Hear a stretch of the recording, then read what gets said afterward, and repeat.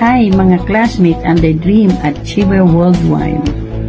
Ako pala si Julie, tiga Caloocan City. Ang work ko po ay isang daycare worker. Nagtuturo, minsan nagre-rescue po ng disaster gaya ng sunog at bagyo. Meron akong ibabahagi sa inyo tungkol sa isang masterclass. Ang masterclass na ito under Crossbench. Dito mo matutunan ang mga bagay-bagay tungkol sa basic strategies ng FB online marketing. Dati po wala akong alam dito. Ako'y mahiyain. Pero nung umattend po ako dito, nabago po ang mindset ko. Di tungkol po sa FB marketing online.